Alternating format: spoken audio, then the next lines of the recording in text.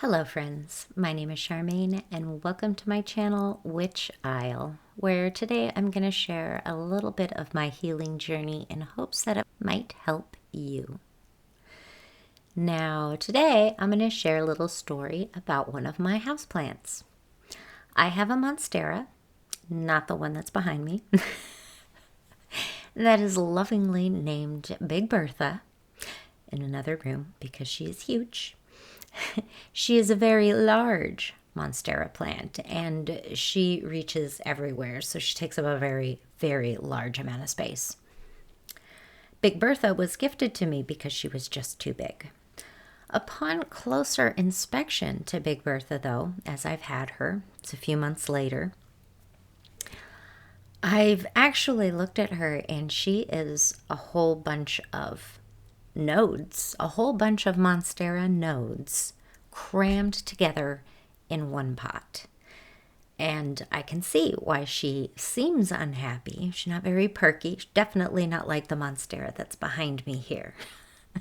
She's very droopy at the ends, but she's green and healthy looking. So a couple days ago, I decided to take her outside and break her up so that all of those little nodes had their own pot. And what I ended up with was 9 little Berthas and 3 little Berthas in a jar. So let me show you what Big Bertha looked like.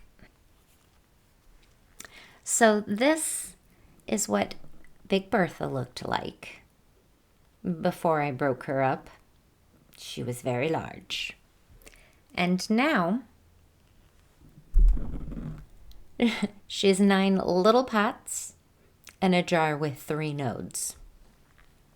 The jar is getting propagated, so the cuttings are in water, or those nodes are in water, to root to an acceptable planting root size for myself.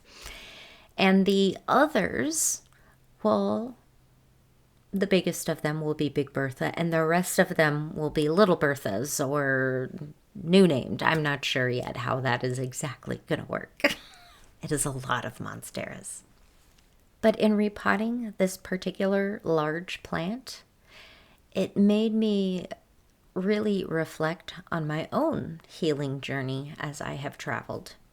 I think of all of the beliefs that I used to have that were learned along the way of life and that had consequences for me holding these beliefs so tightly. Not every consequence is a good thing.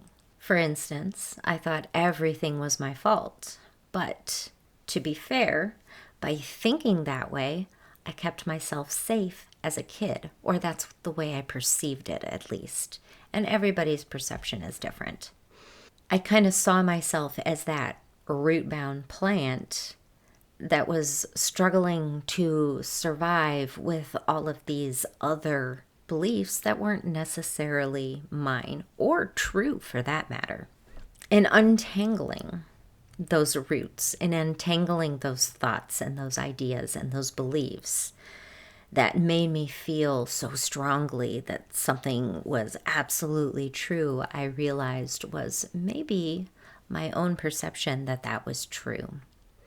And that not everybody is going to have that same perception that I have. And that by separating myself from those beliefs, putting myself in my own pot, and being flexible, not so rigid, I would be in a happier place. I would grow more healthy roots. I would grow better, period. As will all of my little Berthas. Anyway, that's what I was thinking on heavily, was this idea of having all of these beliefs and being able to separate myself from them and grow much better because I don't have something hanging over me that inherently isn't serving a good purpose anymore. As a trauma survivor, I realized there were a lot of phases that I went through in life where some ideas and beliefs served me better than they do now. And that's kind of how it goes.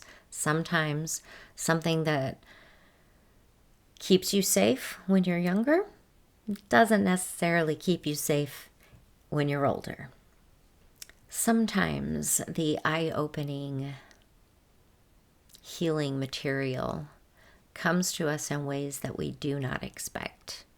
And I find that frequently I am getting these great little gems of mental health help for me personally when I'm doing the small things around my house that make me feel good, such as caring for my plants.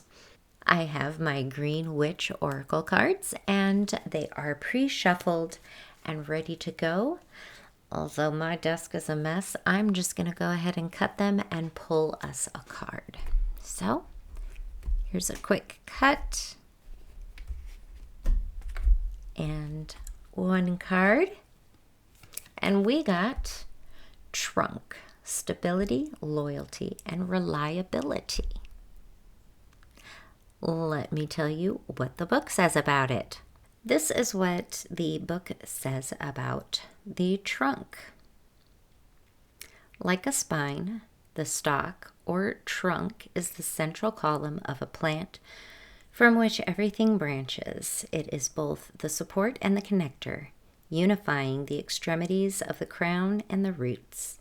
The newer, softer wood just beneath the protective bark of the trunk conveys moisture from the ground upward and moves energy created in the leaves downward. The core is what gives the tree its strength. Like a tree, your core has been formed of past experiences as you've grown.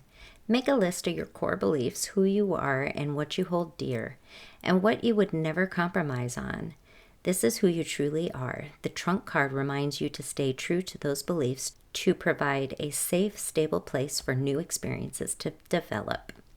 The reflection question: what have some formative experiences in your life been, and how have they shaped you today? It's kind of funny to hear that core beliefs came up in this reading when that is what I was talking about with my plant, Big Bertha. Oh, thank you, my Oracle deck. You are insightful as always. Now, if you're truly struggling, which can happen no matter what your beliefs may be, if you're struggling, please call 988. The National Crisis Hotline is there to help should you need it. If you're struggling, reach out and dial 988. As always, take what resonates and leave the rest. And until next time, light and love, friends.